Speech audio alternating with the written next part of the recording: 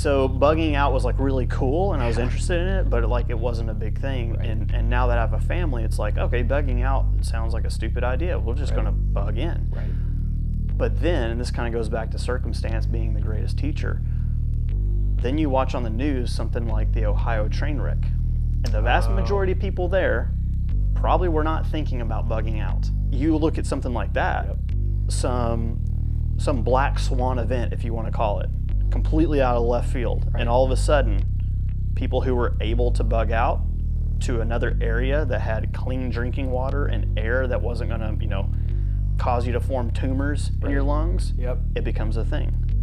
So, yeah, it's really interesting that back and forth, you can't do one or the other. You almost have to have plans for both. Right. Hello and welcome to the Dirty Civilian Podcast. Today, Drew and Josh sit down and discuss how we found the firearms industry, or maybe more like how it found us, and then the transition from just being obsessed with the guns themselves. All I need is a gun, those things are so cool and I want a bunch of them, to where we're at today, which is more like, man, I need to be self-sufficient. And there's a lot more going on than just owning the firearm. We have a lot of laughs and share a bunch of good personal stories. We know you guys are going to enjoy this one. It was really fun to record. But before we get going, we have to thank our sponsor of the channel and this episode, which is Patreon. Gear, training, and how to assess where to put more of your time and finances. We're really going to hit on that. But first, do you want to play Two Truths and a Lie?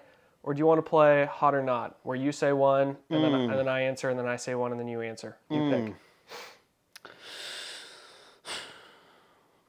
Hot or Not, just for like a couple rounds. Okay, a couple of rounds. Yeah, I'll let you go first. I wasn't ready. He wasn't ready.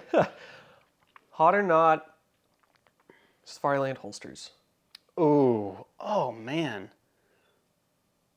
It depends on the holster. It's interesting that you're hesitating. Okay, so what series of holsters are we talking about? Well, okay, so let's say that someone who knows nothing about holsters or guns is going to pick one out on their website, and you know how their website is, and they're going to have to, and then you have to run it for, it could be really good, it could be really bad. Yeah, I'm going to say not, because, now granted, their website right now is still leaps and bounds better than it was even a year ago. Absolutely. And yet it's still difficult a to nightmare. navigate. Yeah. Yeah, so that's just one of the problems of having so many SKUs. But I think Safariland holsters, especially the 6000 series, hot. Yep. 7000 series, not. All the other holsters they make, not. Okay. Armor options and things like that, and riot shields and ballistic shields, hot. Yeah, I keep forgetting they do stuff beyond holsters. Yeah, I think there are 52 companies under the Safariland umbrella. Jeez, dude. Yeah, like whoa. Yeah, like TCI. I think TCI. Hatch gloves. Yeah. So overall, armor. Yeah. Hot. That's fair. Yeah. Yeah. Okay. Oh, okay. You go. Because I already have my other one.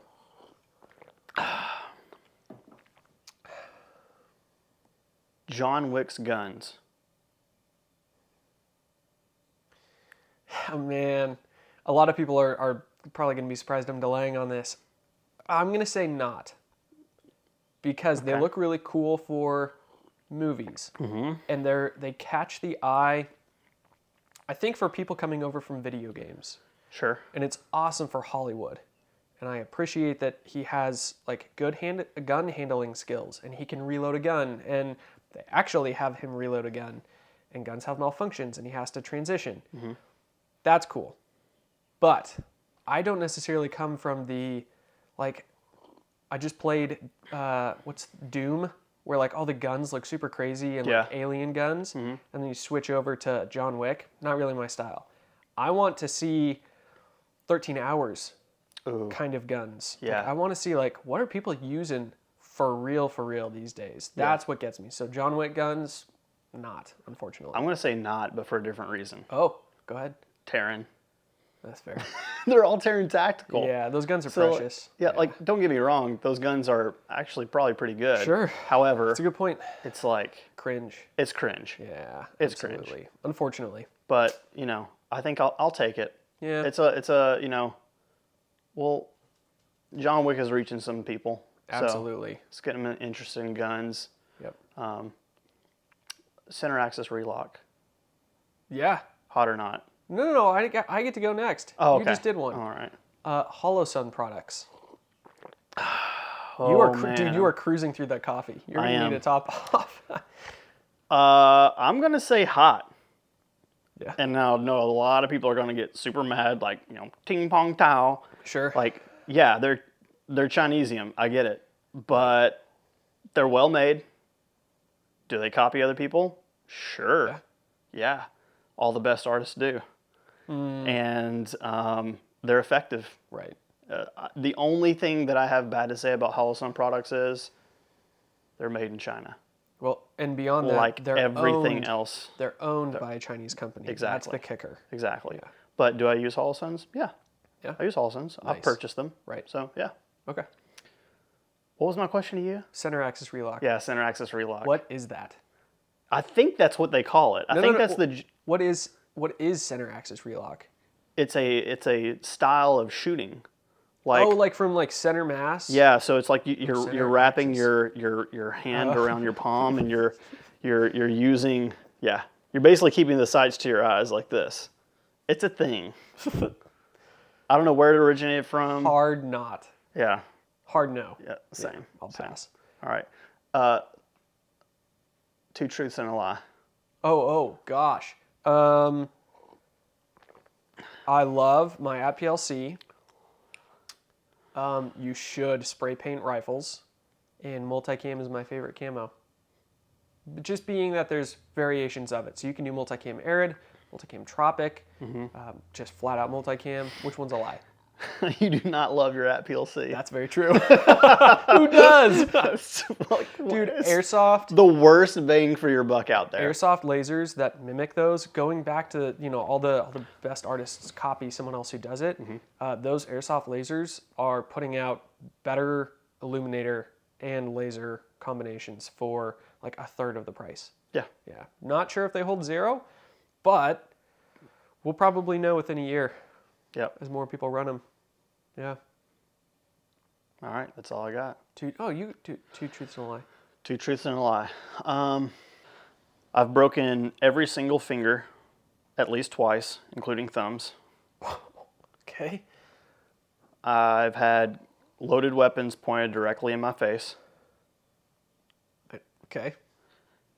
And I have a pigeon toe. Like one of my legs is pigeon toe. Gosh. Well, let's start to eliminate some of these.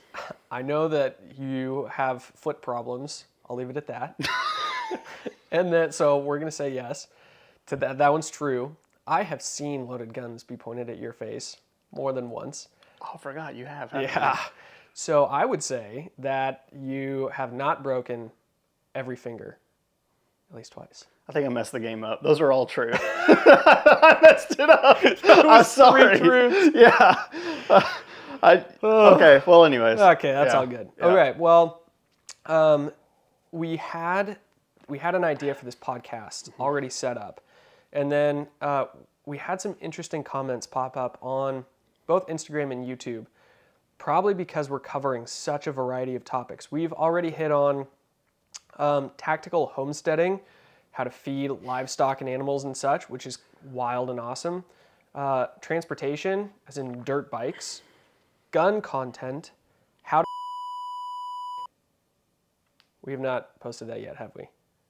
No, we haven't. Okay, we have not, then never mind. We have not done that yet. We'll bleep it out. Sure. But people who know a lot about one of those topics, and you could have a dirt bike guy. Granted, typically those guys are pretty rad. You could have a dirt bike guy hop in and be like, yeah, this is all basic information. I know this stuff already. Or more commonly, gun guys jump in and say, yeah, we all know how to reload a gun. This isn't new information. What are you guys doing with that stuff? And that kind of sparked the need to, we had this idea for the podcast.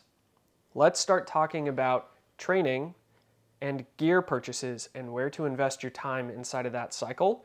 But let's start with that point. What are your thoughts on people jumping in and just saying, well, yeah, but this isn't new information? Yeah. My thought number one, being a marketing guy is, thanks for thanks for the engagement. Yeah, bump those numbers. Yeah, exactly. But my other thought is, and I've been guilty of this too, you see something online, and to you it's common sense. Sure. And it's being demonstrated or presented in a way that's, high production value. It's not necessarily serious in terms of its tone, but someone's like trying someone's trying on camera. And I think even my knee-jerk reaction is just like, okay, people have already heard this before. You're just trying to capitalize on it. You're just trying to like make it sound fancy or whatever. But the reality is that it hasn't all, like whatever that thing is, was not always common sense for you. Sure. There was a point in time in your life where you did not know that information yet. And so if other people had, tried to like crush the information before you ever saw it, well, you may not have ever learned it. Right. And so I think it's really easy to want to jump into a comment section and be like, oh, well, yeah, I already know this. This is nothing new. This is nothing revolutionary. And it's like, yeah, you're right. It's not. But it took you 28 years to figure it out. Sure. Like you were 28 years old when you heard this for the first time, and then you understood it. Yep.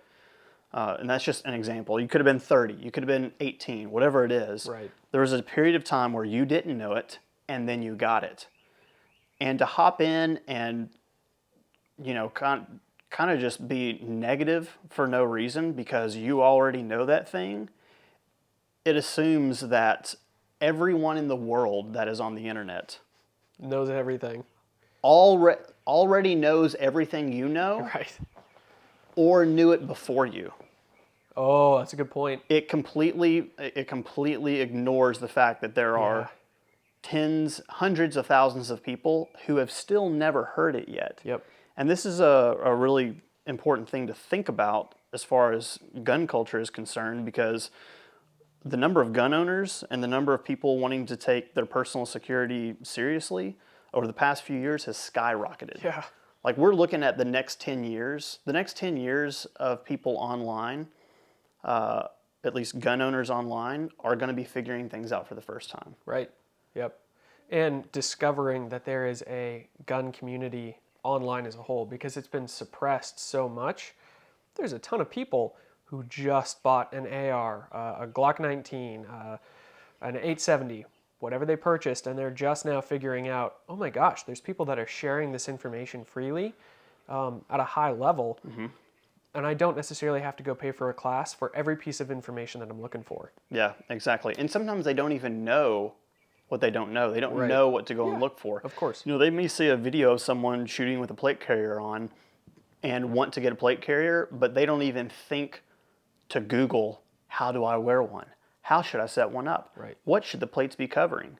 And if we were to make a plate carrier fitment video that's 60 seconds on Instagram, 99% of our followers probably already know that stuff. Right. But it's not for them. Right. It's for all the new people. Exactly. And even if the new people is only 1% of the audience, it's still, we have to reach them. Yes.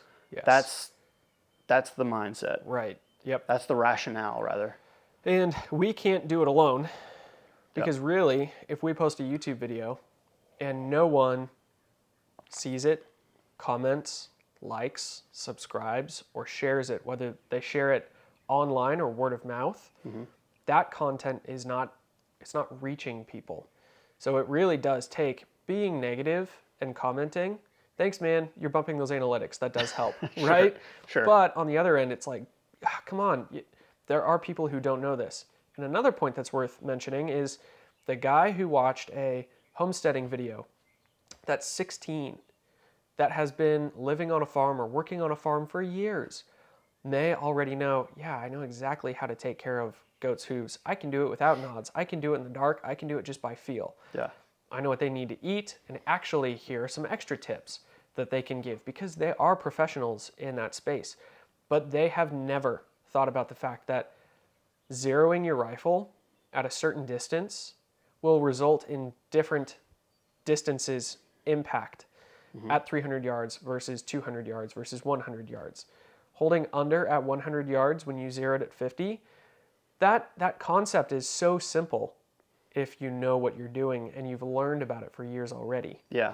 That brings up a really good point. So, and this kind of goes back to our strategy Right. with our DC productions.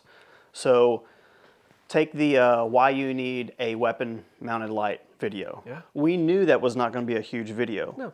Because, and we knew it was not going to be a revolutionary video. That's why we chose to approach it from here's how you convince your friends and family that don't believe. Yes. But the purpose of things like that is not necessarily to educate a ton of people.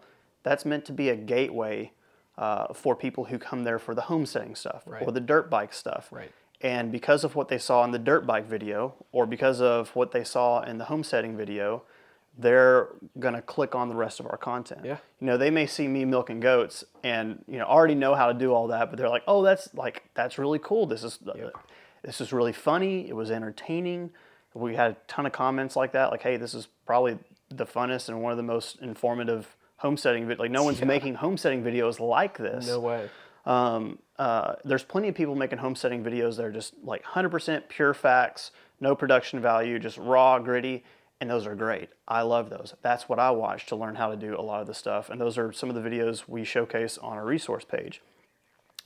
But to the person who goes there, watches it, is like absorbed into it and immersed in it. And then at the end of the video, a 3 reasons you need a weapon light pops up. Okay, I'm going to see what else these guys are saying. Right. And then all of a sudden, we're bringing these different communities into more of like the gun community, if you want to call it that. Yeah. And there's multiple ways to do that. Guys like Demolition Ranch have done it all around guns, putting tacks into a shotgun shell and shooting that at a pumpkin to see what it's going to do. That does get clicks. Yeah. And that captivates people who have not been interested in guns initially. But the next video that he does is talking about how pistol braces are dumb and everyone should have autos and you should buy a suppressor, night vision is super rad. Mm-hmm. We're approaching it from, well, we may not be modifying shotgun shells because I don't trust myself to do that, but we are going to talk about homesteading, water purification, transportation, and a ton of other content that we already have scheduled. And then sprinkle in some of those other concepts to bring people into the firearms world. Exactly. Yeah. Yeah. What's really funny is that when I first started watching YouTube gun stuff, it was because something popped up on the feed that was how to carry an LBL, which for those of you who are listening, LBL is Land Between the Lakes. It's a massive, it's a massive, I don't want to call it a wildlife preserve. It's not a wildlife preserve, but it's just a park? Yeah, it's just a massive park in western Kentucky. And it's great for hiking, trails, has a lake on it and everything. And I was like, oh, that's interesting because I was wanting to start concealed carrying more, and I went to LBL all the time, and the video that showed that was what's his name, James Yeager, and he showed how to conceal a folded AK in a bag and carry through LBL. Wow! And that was one of the first videos that I watched that got me into watching a ton of gun videos on YouTube, and here we are now. Yeah. So all these little things, all these different ways that we can, I guess, kind of reach people who are looking for something a little bit different. Yeah. It ends up pulling them into this same lifestyle. Right. Well, that point that you just made is perfect. It feeds us into the topic of there's so many people that just purchased their first gun.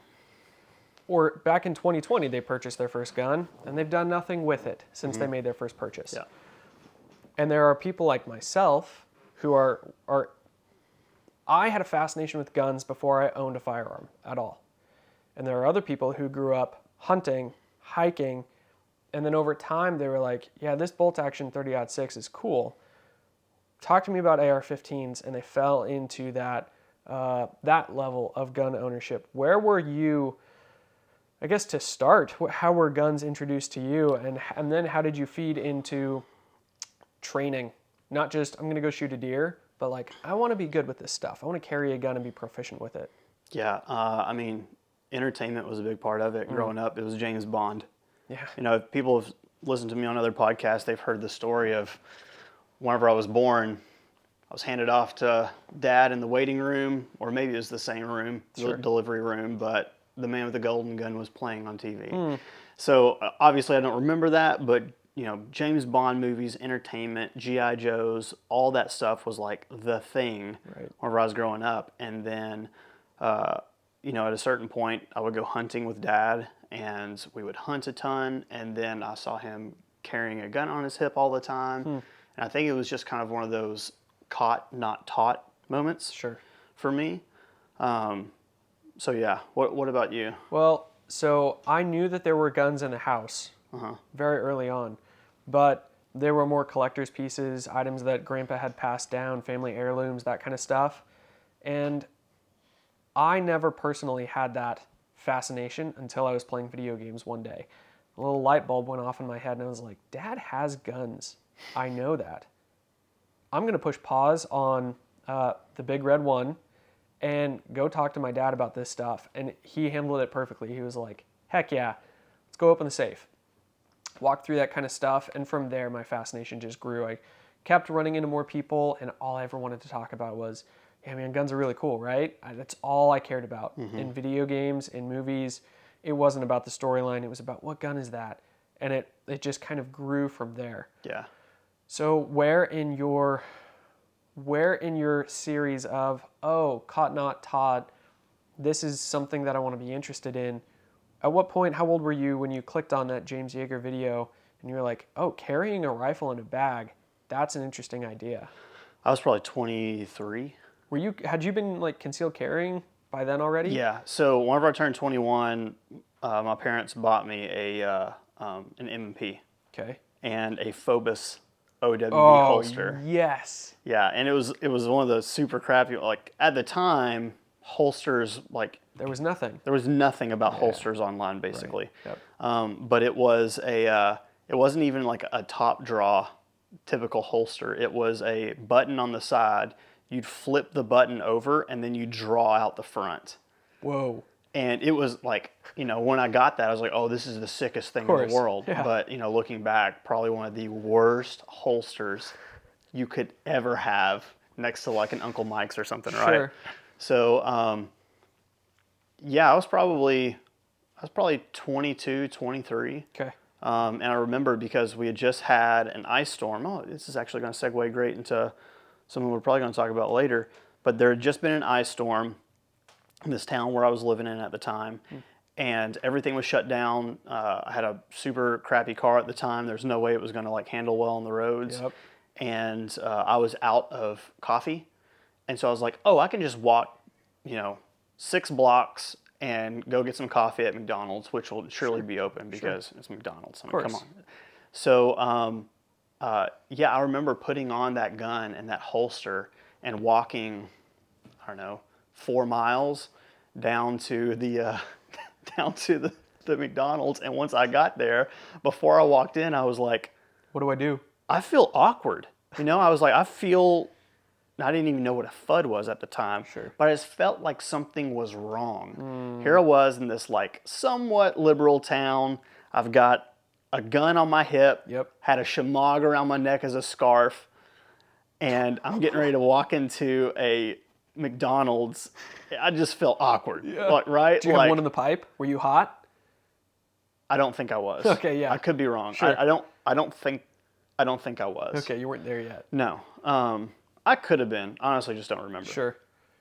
And so I just remembered like taking my coat and trying to like keep it over the gun and feeling super awkward the whole time I was in there, feeling like everyone was looking at me. There were like 2 people in there. No one cared. Yeah, and I remember it was like after that I started, Googling stuff and looking stuff up, and I think I got an Alien Gear after that. Nice. Which at the time Alien Gear was like huge. The sticky, big, wide piece of Kydex and like rubber or whatever they were. Yeah, it using was like leather with Kydex on top of it, Yeah. and if you bought a new gun, you could send in the old Kydex shell, and they'd replace it for free. That's molded to your new gun. Nice. And so, people can knock on those holsters all they want. I get it. They're not tip of the spear anymore, but they are a gateway. Right. So, and they were better than a Phobos holster. That's for sure. So, yeah. Yeah. What clicked for you? Oh man. Well, it's kind of funny. I started dating a girl who I'm now married to. Yeah. And her dad was kind enough to just, after some years, like walk me through some gun stuff. And it got to the point where, we had been dating for probably 3 years or 2 years or something. And he was going to take his daughter shooting. And she was like, well, yeah, can Josh come? So we went shooting. And man, it was the first time shooting something other than like a pump action 22. An AR-15. And it had iron sights. It didn't have a light on it. It was very basic, like a Colt 6920. But I couldn't think about anything else. It's all I cared about. You caught the bug. Yeah, I would go over there, and I cared about my girlfriend at the time, but it was like, I want to talk to my girlfriend's dad about gun stuff. Yeah. Spend hours just at the kitchen table asking questions. How does this thing work? And over time, I hopped on Instagram and figured out there's a gun culture here. And that's where it all kind of blew up for me. Gotcha. Do you refer to her as your ex-girlfriend? My wife. Yeah. I never thought about it that way. I knew this ex. guy that used to introduce his wife as his first wife. And it would always throw people off and be like, oh, this is, I think her name is Patty or something. Like, this is Patty, my first wife. And people would be like, oh, okay. As if they weren't married anymore. Yeah, exactly. Or as if he was like they were going to get a divorce or something like that. But like, no, they're happily married for like 45 years. Oh my Still gosh, introduced her. that is awesome. Yeah, so that's how you should just refer to Jenna from here on out. Like, or my ex-girlfriend. my ex-girlfriend, who was also my first wife, that's how you should do it. Oh my gosh. Yeah. What were we talking about? Oh, okay. Okay, so somewhere in that transition, you had to start deciding the difference between putting time and finances into items, holsters, more guns, more ammo, lights, versus training. Where in that transition were you like, you know what, stuff is cool, I want to get good with this? Yeah. It was probably at the point where I had accumulated quite a few guns and I wasn't getting any better with them. And so I'd go out and I'd try and do things. I'd try and shoot things or shoot drills, and I was not having fun because I was failing miserable. No one has fun when they suck at something. Right. And I wanted to have fun. That's why, like, I know people don't like to say, the F word, the fun word whenever it comes to training, but it's like, it should be a blast. it should, it's not always. Sometimes it is a work. Of course. But if you don't have that base enjoyment, it's going to be really hard to like get anything out of it. Right. You can liken that to just about anything. Do you ever play tennis? Sure. Yeah. Do you suck at it? Yeah. Yeah. It's fun to just like smash a ball and have it go flying everywhere. But if you're actually trying to play a game, you get to a point where it's like, oh, this is miserable because I'm not good. I've seen it on TV. I know what it should look like. I know what it should feel like, but I can't actually perform it. Right. I'm just frustrated. So it was the same thing with guns and shooting. It's like, I wanted to be able to do these things I saw in the movies or I saw in videos, and it's like, I can't do this. I'm going to start buying a ton of ammo, which is cheap at the time. Sure. And I'm just going to, not accuracy by volume, but I'm just going to get thousands and thousands and thousands of reps, and I think through that I'll get so comfortable with the gun that I'll learn how to bend it to my will. Yep. And that's what I did. Yep. So that's really where the shift was for me. Yeah. What about you? I went through that phase. What's that thing called where you get a little bit better and you think you know everything right away? Because I knew right when I first acquired a rifle and a pistol, I want to be proficient with these. Probably because right as I was acquiring those, Instagram was blowing up. I was watching people dry fire on Instagram lives or Periscope lives. It's funny, at the time I was probably watching you a bunch, watching you shoot really well. I'm so sorry. No, you I shot better back then than I do now. That's true, yeah. It got me. But I knew that I wanted to be good. And I went through that phase. There's a term for it where you learn just a little bit. And you think you know everything. You think you're really good. And I was better than the people who I was shooting with around at the time. Other buddies, we all sucked. Yeah. And then I realized I don't know anything. And it was crushing. It was brutal to go through that. Oh, I got a shot timer. I'm not nearly as fast as I thought. But it absolutely sparked in me. Actually, dude, this is, okay, change of topic. You probably know where I'm going with this. Shot timer. Okay. I remember working at a restaurant, and I was bussing tables, and I got an Instagram DM from you, and you're like, "Hey, what's your phone number? I What wanna year call was ya." this? 20? 2016? Oh no, it would have been 2014, 2015, Wow. something like that. Okay. Yeah. Anyway, you called me and you were like, "I want to send you a shot timer. I love what you're doing." You gracefully, you were like, "You got a lot of work to do, but I'm going to send you a shot timer." I still have that shot timer, but that was one of those moments that was like, I'm very thankful for that shot timer, and it brought me back down to a level where it was a realization that I got a lot of work to do, and I loved the process. I loved dry firing and shooting and thinking about drills and designing drills and then going out and trying to get better. See, back then I was just grooming you. Yeah, here like, we are. one day- Yeah, you had this all planned out. Yeah, exactly. Mastermind, dude. I'm gonna get Josh in on this DC thing, and he's gonna be one of the main camera guys. And like, yeah, that's Evil James Bond Yeah. playing the long game. Yeah, years and years later. Yeah, exactly. Well, a part of that though is the gear, and it's so easy. We're guys. We love stuff, but it quickly becomes I'm going to buy a shot timer, and the shot timer is going to fix me. I'm going to upgrade to a better holster, and that's going to get my draw a lot smoother. I'm going to buy a better plate carrier or an optic for my rifle, and that's just going to fix it all. Do you feel like you reached a point, or have you reached this point yet? Because I'm still struggling through that myself, where you purchased something or some things, and you came to the conclusion, yeah, I still suck. Yeah, oh yeah. What was it? The big thing in like 2015, 2016, threaded barrels. Oh, sure. They're gonna make me so much more accurate, Yeah. and like it's gonna fix everything. Right. Yeah, I didn't do anything. Right. But I will say, there is a certain level of confidence that you get when you are using a tool that you want to use, and you kind of have this third person perspective looking back at yourself, and you like what you see. Right. There is a level of like confidence that you get from that can keep you going forward. So there's a little bit of value in, yeah, get the thing. Get the thing. You're going to find it doesn't make you better, but that's also in a way making you better, because you're realizing you're coming face to face with your own inadequacy. Right. And you realize this thing doesn't fix it. Well, that sparked in me a perfect analogy. So when I first got a red dot on my pistol, Yeah. I knew that I was going to like the look of the gun better. I also had been told by a lot of people, you're going to have to put a lot of work in. So before I purchased it, I already had come to the conclusion, this is going to be a lot of work. And I knew that going in. Got the slide milled, put an RMR on there, started training with it, and I was prepped ahead of time that I was going to have to practice a lot, and I was okay with that. And so buying the item did force me to have to get better. Got a plate carrier for the first time, and before it showed up, real plates came in. I had already decided as I was hitting that checkout button, I'm going to start running with a plate carrier, and it's going to suck. It's going to be harder. Yeah. But I want to do that, and I want to have time with it. And buying the item then pushed me into, this is still fun, and I need to spend more time to get better with this thing. Yeah. Yeah.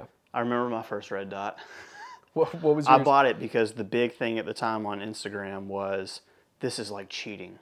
Oh, right. You know? Yeah. And I'm like, okay, cool. I'm cranking off 100, 150 yard shots with stock Glock irons out of a Glock 43, no less. Sure. You remember all those, I do. like splitting playing cards at 30 meters, Yep. 40 meters. And I'm just like, okay, so this is cheating. All right, here we go. And I got that red dot, and I sucked. My everything, like I could not do anything well. And I remember I was like, okay, I came face to face with the fact that either there's something I'm doing wrong in my shooting fundamentals, or I'm just so used to seeing iron sights that I can't, just this subtle adjustment is something I'm going to have to like really practice for. Yeah. Right? So the decision I had to make was, okay, do I have the time to invest in dry firing and getting my red dot skill set up to par with my iron sight shooting? Right. And after like 2 months, I was like, I don't have time to not be, I don't have the luxury of not putting my best foot forward in terms of the gun that I'm carrying. Yep. So what I did was I took the dot off, continued carrying irons for a year because I knew I could perform well with it. Smart. And then in my other time, I would practice with the red dot. Yeah. And it wasn't probably until a year and a half after I bought the red dot that I actually transitioned to the red dot. Gotcha. So would you like dry fire with it and shoot with it and train with it? And then once you hit that point where you're like, now I am better with this tool, I'm willing to incorporate it into carrying every day? Yep. I think it actually took me getting the SRO also. Sure. It took me getting the SRO, which is easier to get your sight picture and to actually pick up that dot. And because it was easier than an RMR, I was able to kind of like get up on that skill set, and then hone down to where like the RMR is no problem. Sure. Not everyone's like that. That's just how I did it. Yeah. Well, okay. So a lot of people on the internet they would like to say that everyone should follow the same path. You need to shoot irons on your rifle first, and then a lot of people are saying you should probably shoot a red dot on your pistol first. You should shoot with a muzzle brake or a flash hider first. You need to have a 16-inch barrel on your rifle before you have a shorter barrel on your rifle. Do you feel like everyone needs to follow the same path? Like, would it simplify everyone's learning curve? I mean, everyone learns different. So, I mean, there's certain things that are, good practices, but no, I mean, I don't think everyone should do the same thing. Yeah. You should figure it out for yourself. Because at some point, people have, depending on where they live, very different needs, Yeah. And that also gets to the point where someone lives somewhere different and they have different concerns or threats. So when I was living in Portland, Oregon, my biggest concern really was not natural disasters. Everyone likes to talk about a huge earthquake that's going to happen, and half of the West Coast, half of the states from Washington to Oregon to California, it's all just going to fall off into the ocean. Maybe one day tectonic plates are going to have to shift. But we didn't have tornadoes or flash floods. It really didn't, when snow came, it was 1/8 of an inch for a day and the entire city shut down. We really didn't have any of those concerns. And then now out here in Tennessee, we do have some of those concerns, like tornadoes and high winds and humid summers and freezing cold winters and such. But I don't have the Antifa concerns. I don't have the concerns about people wanting to throw a brick through your family room window because you have an American flag hanging out on your front porch. And my concerns have shifted a little bit more to, oh crap, I don't have a good fuel or food or water security contingency plan in place. So were you, when you first fell into the gun world, did you have some personal preparedness in the back of your mind already? Yeah, so that was actually, I was more interested in that. I was interested in that stuff long before I was interested in guns as we see them now. Okay. Like, yeah, I've always been into guns. Another defining moment was when the first Matrix movie came out. Okay. That was whenever I got deep into the intricacies of the guns. Like, oh, those were Berettas. Oh, those are Uzis. And like, oh, that's an M16 or that's an M4. Like, that's a Desert Eagle. I mean, that's where I started getting into okay, what is that exactly? Dude, does that make sense? Keanu Reeves has apparently done a lot for the gun culture through his movies. Oh, absolutely. Yeah. Absolutely. Anyways, what was the question? I don't remember. Oh, talking about prepping. Right. Where did that hit you? Yeah. So I think it's just part of growing up in the middle of nowhere. Gotcha. 15 minutes outside of civilization, and even that civilization is the middle of nowhere. Right. So that just kind of was a thing that I guess was just kind of like a way of life for us. We didn't have city water. We had a well, so we would have to rely on rainwater, and we'd have to call people to haul water out to us and dump it into our cistern. And wow. At a certain point, that person got old and kind of decrepit, and we couldn't always rely on them. So my dad bought a massive water tank. We'd go into town, load up on water in the back of my dad's truck, haul it back out to the house, run a pipe to our well, dump it in the well. So it's just like there's always kind of been like that element. But I think there was a point in time where it really shifted. And that was when, I can't remember the year. I'm wanting to say it was like 2010, something like that. Huh. Massive ice storm hit hit the Midwest and Southeast, especially the Western Kentucky area. And it even went down to Tennessee, I think in Missouri, even Illinois, maybe that whole like tri-state region. Sure. Shut everything down Huh. for several weeks. In some places didn't get power back for 2 months. Jeez. At the time, I was going to college, and I was an hour and a half away from my family's property. And I was like, oh yeah, no big deal, because growing up, it was never a big deal. Like tornadoes come through, like not a big deal. We're used to it. We live in a basement house built into the side of a cliff. Like Yeah. we just go to the back of the house. Sure. If we lose everything, we lose everything. If we die, we die, but we're probably going to be just fine. Okay. Like it was no big deal to like go outside after a tornado and see the farm down the road with its silos like just gone. I remember just like 2 miles down the road, there was a farmer and all of his silos were destroyed, and there was one of the pieces of sheet metal of the Yeah. silos was wrapped around a telephone pole like 15 or 16 times. It was I still remember that like visual, like watching the guys like unspool it from the telephone pole. So that was just normal, kind of being somewhat prepared and just, I guess, kind of acclimated to bad things happening. Jeez, man. But I think because I was so used to it when we got in college, I didn't really care because it's always fine. It's always fine. And then the ice storm hits, Yep. and everyone freaks out. There's no power. There's no water. There's nothing. Now, the town that I was in, we had nothing for about a week. So I lived in my apartment at the time. I was not prepared at all. I remember I had me and my roommate, we busted out candles and literally set candles on our coffee table and like warmed our hands. Wow, and like played on our laptops until they lost died. power. Yeah.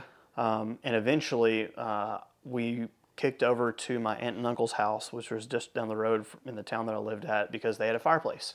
And that was all we needed. Yeah. It's like, oh, they have a fireplace. Oh, they can cook food around that too if they have to. Wow. And so we were fine. But when we got phone service back, calling back to my parents and asking like, hey, how are you guys doing? Dad was like, well, we got the generator up and going. We have power to, the necessities within the house. Oh, and this person, they showed up, so we're taking care of them right now. What had happened was, and it was a long story. This is a long keep way going. to answer your No, it's question. interesting. What had happened was, when it hit so hard and so suddenly, Yeah. all of my parents' friends, not all of my parents' friends, but some of my parents' friends who were woefully unprepared, completely unprepared, when it became apparent that this is going to last more than a couple days, this is going to last a month, they got in their vehicle and drove as far as their car could take them on the icy roads. And we're talking a ton of ice, a ton of snow, everything's down. And they got to a point where they took their vehicle as far as it would go, and then they had to walk the rest of the way to my parents' house. And when they were there, my parents put them to work, like, hey, it was like a mother and her son. And he's like, hey, you can work on this outside, and you can help me out with this. And so he kind of like, I guess, became my dad's son for that week. Sure. But my parents essentially took these people in, had enough food, had enough canned goods, had heat, had power, and kind of bridged that gap for several weeks until power started coming back on in the city. Sure. And still in some of the outskirts of the county, I mean, old people died. Wow. They didn't have heat. People froze. Yep. It was really bad. But I remember calling back and being like, "Oh, this is no big deal to them." And it was no big deal to me. But I was so used to having that like preparedness safety net that my family had created. I hadn't done that for myself. Yeah. And so that shifted a thing in me. And I remember that's where I started. Like, I always had wool blankets in the house or in the apartment after that. I always had my Coleman lantern. We used to use oil lanterns whenever I was a kid. So anytime the power went off, which was all the time, it was no big deal. We still had light. So yeah, that Dude. changed it for me, is making sure I had a couple little essentials, still not prepared, Right. but I had enough around to where I'd be fine for a week or two. Right. Dude, that concept is so foreign to me. I mean, picture living in Portland, Oregon. They had such infrastructure already built up, but I'm sure it's the same for a lot of people in big cities where you don't have natural disasters that show up. I don't remember growing up and having power outages that lasted more than 24 hours. A full day without power was wild. That probably happened once every 5 years or something like that. So, me getting married, having safety nets of parents around, both sets of parents, like those concerns didn't really exist. If my wife and I had the need for something, like power went out or water was never turned off, that was never a problem. We would just go talk to one of them and get help. And there is that, that kind of goes back to community, having family or other individuals around. But when I moved to Tennessee, safety nets went away, and now there's just different stuff going on in the world that I have to be concerned about. We move in Tennessee and we come out to the middle of nowhere. And now we're living on a farm, 300-acre farm, and there's really, other than the farmers themselves, there's no help around. You have to know some of those people. And I quickly realized, yeah, man, I moved here with a safe full of guns and a pallet of ammo, and I thought that I was rip-roaring ready to go. I'm squared away. I got a pair of wool socks if I need to hike somewhere. Dude, that's when it was like, these dirt bikes that we have, they're not just for fun anymore. If fuel starts to become a problem because there's an ice storm that lasts for a week or a few weeks and fuel is not being trucked in, how am I going to get around? What's up with food? If I need to talk to a farmer about, so can we buy a full cow? We have to start building those relationships. And so I'm sure there are people just like you who started with, well, I grew up on a farm, I live in rural America, I live in Iowa, and I don't have those personal preparedness concerns because I grew up with that. But they want to find gun stuff. So that's kind of goes back to the original point that we were trying to make, trying to connect the two. And then there's people like me that were like, I have never really thought about being self-reliant, but dude, I got the guns, I got the nods, I got white lights on everything. I'm not good, but I'm decent with a rifle and a pistol. I'm squared away. And then all of a sudden you move somewhere else and you start to struggle through I really am not ready. And for some reason, there's these two worlds where you have homesteading and dirt bikes and overlanding over here, and then you have the gun culture over on the other side. And it's like you're completely missing out on like, no, we need to combine these two. We need to bring these two together. What do you got over there? LaCroix. Oh, dude, I'd take a LaCroix. Oh, I'm my down. goodness. Specialist Nicholas Jones. Jonesy up in here. It's even somewhat chilled. A little. It is. It's a little how do you bit pronounce this? LaCroix? I've always called it LaCroix, but my dad says LaCroix. I think about like St. Croix, the island in Virgin Islands. Yeah, St. Croix. I'm not. Here's I don't got enough richness in my blood to even know what that is. To shooting straight. Shooting straight? Okay. All right. Always. Always. So here's a question. Okay. When you were in Portland, because whenever I think of Portland, I don't think of a ton of preppers, right? Right. So what was more of a priority to you, and was it even a priority? Bugging in or bugging out? Bugging, oh gosh. My mindset, and my wife and I had the plan to bug out. We had to get out of Portland. That being said, the plan, as was everyone else's plan, was, well, we're going to head west a little bit and go to the woods. Just anywhere. We're just going to relocate the city. Yeah. Everyone would just be going the same direction. It's a horrible idea. So, yeah, the city's going to fall apart and something bad happens. Well, there's animals out there that we can shoot and eat. It rains like crazy in Oregon, so there's going to be plenty of water out there if the water is contaminated in Portland. The problem, of course, is that if everyone's plan is, well, we'll just kind of bug out and go over that way.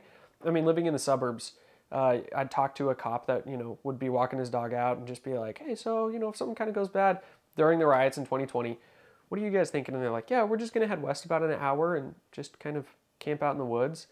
Everyone had the same idea. Yeah. And to be honest, bugging in would have been a better idea for my wife and I, because we still had the ability to filter water at home. Mm-hmm. So if you have a Berkey and it's a large stainless steel piece that has good water filtration systems built into it, if COVID gets into the water or something like that, it would have been hard to take that to the city. If you need to collect rainwater for any reason, are you going to take a tarp? You have a roof over your head that is bigger than a tarp that you can buy. Mm-hmm. I mean, unless you go buy a massive tarp. And we can just collect water out of the gutters, right? Yeah. So we've built up a home. Think about going back to the 1700s. I mean, the house that we're in right now, part of the log cabin was built in the 1700s. Those people built a home so that they had a place to house their tools, so that they could build more and insulate a house as best as they could at the time. We're still doing the same thing. We just have water and Wi-Fi and electricity and everything else just pumped into the home. So it would have been harder on us, while it was our plan. Now that I think about it, it would have been harder on us to leave, because we would have had to pick and choose. That stays, that goes. How do you take your dog? How do you take kiddos? Are you going to take more fuel with you? Because I can keep more fuel in my garage. I can keep stored water in my garage, food, a deep freezer. If I have to run a generator or use a solar system to run to a battery, we have food at home. We would literally be leaving food at home because we had stockpiled stuff if we had chosen to bug out. Yeah. So it's really funny, the ebb and flow of what's in and what's out. Yeah. So growing up, or at least, in my college years, in my young adult years, bugging out became the big thing, right? Like the Walking Dead TV show came out, like, The Road by Cormac McCarthy came out, and like the whole like bugging out phenomenon. It took the world by storm. And it was really funny because to me it was just like, no, I don't need to bug out. Like if I need to bug out of the city that I was living at the time, well, I would always keep enough gas in my vehicle at the time that I knew that I could get back to my property in Kentucky, where I could do whatever I want. I have all the animals I can kill. I can harvest all the meat. We have a garden, farmers all around, generator. We have, creeks and streams all around. We can filter all the water. No big deal. Right. No big deal. And I knew the back roads, and I knew every road, every highway like the back of my hand. I could drive it all with the lights off. I could unplug my daytime brights to where I could just drive at night. I had it all figured out. Sure. So bugging out was like really cool, and I was interested in it, but it wasn't a big thing. Right. And now that I have a family, it's like, okay, bugging out sounds like a stupid idea. We're just going to bug in. Right. But then, and this kind of goes back to circumstance being the greatest teacher, then you watch on the news something like the Ohio train wreck. And the vast majority of people there probably were not thinking about bugging out. Right. There are railroads still all across America. Could have happened anywhere. Yep. Granted, way more likely in Ohio. Sure. No offense to our Ohio listeners and watchers. But, you look at something like that, some black swan event, if you want to call it, completely out of left field. Right. And all of a sudden, people who were able to bug out to another area that had clean drinking water and air that wasn't going to, cause you to form tumors in your lungs, it becomes a thing.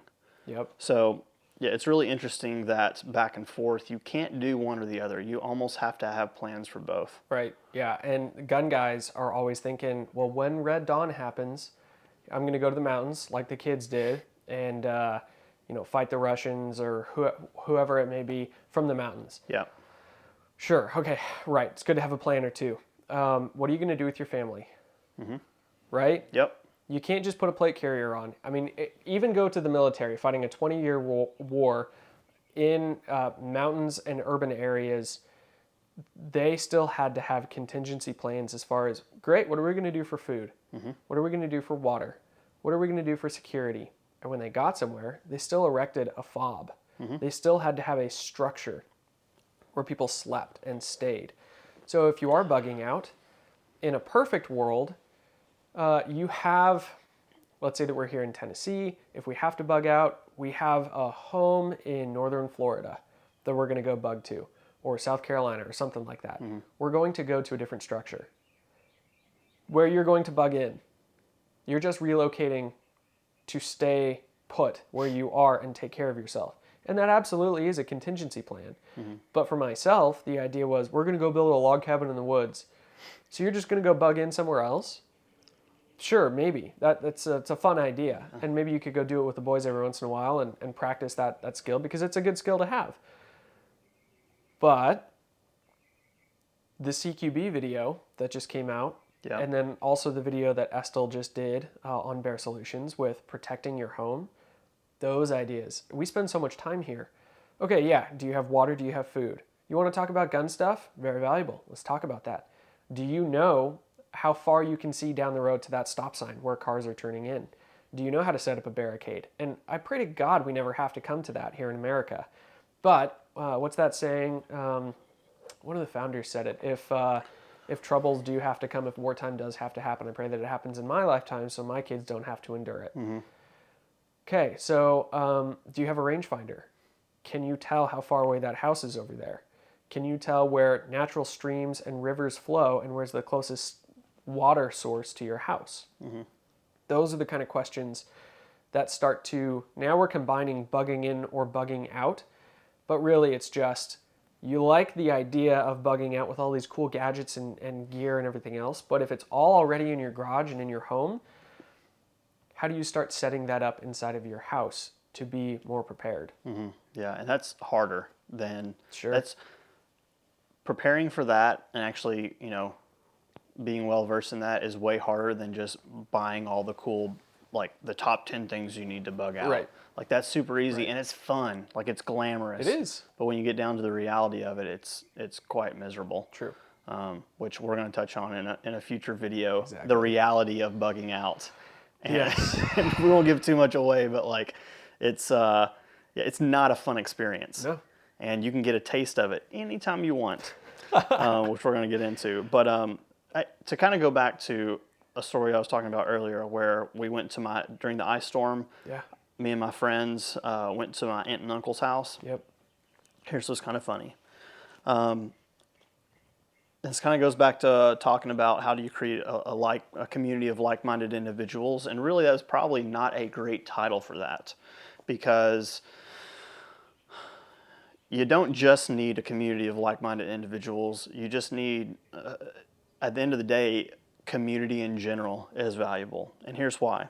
So my aunt and uncle, I guess, they're family. So I don't know if they're kind of like default community. Sure. However, built in. Yeah, exactly. However, we could not be more unalike. Sure. The vast majority of my family are flaming liberals, flaming leftists. Sure. And I love them to death. Yeah. But we're on two completely different sides of the spectrum. Yep. Me and my mom and dad and like one of my cousins, we are very rare in our family dynamic in terms of how we think and what we do. But when that ice storm hit, my aunt and uncle, without question, took me and all my buddies into their house. Wow. And they had a fireplace, and they had food, and they had they're big into plants and gardening and stuff like that in their backyard. They had canned goods. Wow. They had all that stuff. And if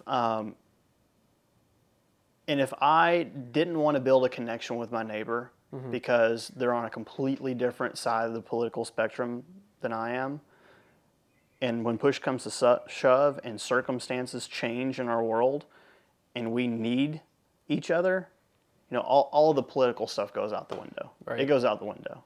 Yep. And so it's really valuable to build relationships with people that aren't necessarily like you, so that when that does happen, you're not having to start a relationship from scratch. Right. Yep. So, Agreed. Well, we said that this was going to be a gun, gear, and training talk, and we touched on that a little bit. To wrap this up some, can you give me your list, and I'll give you mine. What are some things that someone should invest in? We're talking financially. What should someone let's say it's a 18 to 21-year-old male who has been interested in guns but just acquired their first Glock 19, and they're getting ready to carry or they just started carrying. What are some other tools and items? We can talk rifles, build towards night vision, a certain amount of ammo to have on hand, guns and gear, and firearm products themselves. What are some items that you feel like you don't need 3 of those, you need 1 of those? Make sure you have mags. What items come to mind as far as like prioritize this? Honestly, they don't need a lot.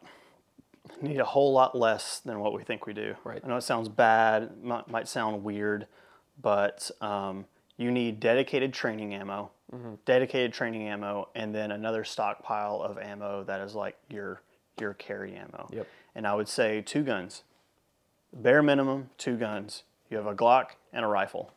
And if you're going to go beyond that, 2 Glocks, 2 rifles. Right. Once you push past that, you're getting into the realm of having more things than you're even able to train with. Sure. And there's nothing wrong with that. Believe me, I have way more than just that, and I love my other guns. Yeah. It's great. Have a great time with them. They all have a specific purpose and everything. But if you're talking like bare minimum, pistol, rifle, training ammo, carry ammo, but that's just, to be honest, all that stuff, if you have a gun and if you have ammo, probably the most valuable thing you can do has nothing to do with the gun. Right. It has nothing to do with the gun. Yep. If you think about the things that humans need to survive, it's food, water, shelter, and the 4th one is security, right? So the security one is super easy to check off compared to the others. Sure. It's not glamorous to go out and spend, $60 on bottled water, and there's nothing cool about that. Yeah. But at the end of the day, that can take care of you for a month. Right. Right? Yeah. It's not glamorous to spend, $200 on freeze-dried foods or $500. There's nothing fun about that. Right. But you have it. Yes. And so I would say that's probably the lower hanging fruit. Right. And once you get it, you can just sit on it. Right. And then you can go back to the gun stuff. Exactly. If need be. Yep. Yep. What about you? I would probably stress, so many people think that they need 10,000 rounds a year to get good with a gun. 10 of 9mm and 10 of 5.56. And if you want to be a competition shooter, that may be a part of it. Sure, absolutely. And if you're shooting distance, you probably need to send some rounds downrange. But if we're talking about getting good with your concealed carry pistol and maybe a handheld or a weapons mounted light, and you're getting proficient at keeping your home safe. We're talking peacetime at the moment. You're keeping your home safe with a rifle. I'm probably not going to be taking 500-yard shots from my house during peacetime with my rifle. So, dry fire. And I got really good. I need to get back on that train. I've kind of fallen off, but... You should. You want to know why? Why? Because one of the trends that I've noticed within the gun world, at least the online gun world, is hot topics that come and go. So back whenever you and I first started doing all this stuff, the big thing was drawing from concealment and putting rounds on target in under a second. The whole draw process, all of that stuff. No one talks about that anymore. Right. You want to know why? Because they're like, oh, everyone already knows this. And if someone were to start making fresh concealed carry content, people would jump into the comment sections like, yeah, no duh, of course I know. But there are millions of new gun owners, and millions of those people are on Instagram, they're on Facebook, they're on YouTube. Yes. And sure, they can go back and watch old content on YouTube, but why is the thing that's most important to them, which is how to carry your handgun, how to draw from it, and maybe some standards you should shoot for to get rounds on target as soon as possible, what if that was popping up as the new thing to them? Right? That's true. These skill sets, these base level, like fundamental skill sets get forgotten about because they're old news to all of us who are in the content creation world. Totally. So that you just reminded me of that. That's a good point. Yeah, man. Well, we have more content that we got to go capture today and run a little bit of a crunch time. But thank you for sitting down and chatting about this a little bit. Do you have any final thoughts you want to throw out there? Well, yeah. So by this point, our CQB that every civilian should know video has dropped. Right. And I know we talked about this to some of our Patreon subscribers, is that we kind of gave them a heads up, like, hey, most of this is not fresh stuff. Right. Especially if you're like tuned up in the gun world, you've seen most of this stuff. If you've ever taken a CQB class, you've learned this stuff. Yes. But that is not what we're trying to do. That's also like kind of one of those things that's been blown past. We're trying to get back to the basics for people who, at this point, there's so much CQB information out there, no one knows where to start. Right. And they think that the most attractive thing to them is watching this video of 6 guys, clear a villa. Right. And there's nothing wrong with that. It's super dope. And course. if that's what gets them hooked and that's what gets them wanting to start learning more, Awesome. Love it. I love that crap. I can watch it all day long. Yeah. But there has to be something fresh, even if it's old news to us, a fresh presentation of these basic level things for people who are just getting into it. Yep. So I think a lot of the people who have watched the CQB video at this point, I don't know because it's not out, right now as we're filming this. They're gonna be like, if they're from the gun community, it's like, okay, I kind of know a lot of this stuff. This is a nice refresher, a nice little realistic refresher on what is real. Yeah. But it's not for them. Right. Well, and another point that's worth mentioning is it doesn't matter if we're talking baseball, piano, tennis, driving a car. The people who are most proficient do the fundamentals the best. Yes. And they have the fundamentals ingrained so much that it's like brushing their teeth. Mm-hmm. They don't have to think about any of the steps. It just happens without thinking about the order of operations. And sometimes when you see a video on CQB, even if you know a ton of the stuff already, when someone says something a little bit different, it may help you take a step further down into the fundamentals because they're still just the basics, right? Yeah. And a better understanding leads you into, I'm still just doing the basics, but I can do them better now. Yep. And there's definitely value in having fresh content that's both basic and super advanced. Right. Because sometimes you have to get tossed into the deep end to realize you don't know how to swim. Oh, dude, yeah. You know what I mean? Like sometimes you need to go and watch that intricate, crazy, Special Forces CQB video and then go and try that stuff with your friends and realize you suck at all of it and it's way too much for you to process. But, oh, look, there's this basic CQB video that just came out. Maybe I should go watch that. Maybe I should go take a class. Yeah. Like, it should not be either or. Right. It's got to be both. Right. You've got to have people putting out basic stuff in a fresh way, and you've got to have people putting out advanced stuff in a fresh way. Yep. And that's the perfect combination. And we're not the guys to do the advanced stuff. Sure. Like, we can fake it, we can make it look cool, right. and we kind of understand some of that stuff, but that's not, there's other people that can do that better than us. Right, and if we do start getting into it, it's going to take bringing other people in. Yep. So if we're going to talk about sear stuff, bugging out, we're going to have to go to a sear specialist in order to have that kind of conversation. Interesting. Yeah, we may know one. Or two. Yeah. Cool. Well, thank you everyone for watching. Those of you who have jumped in, we hope you guys appreciate some of this content. If you guys have any questions or you need to reach out to us in regards to helping out or supporting us or just clarifying questions, anything of that nature, you can reach us at team@dirtycivilian.com.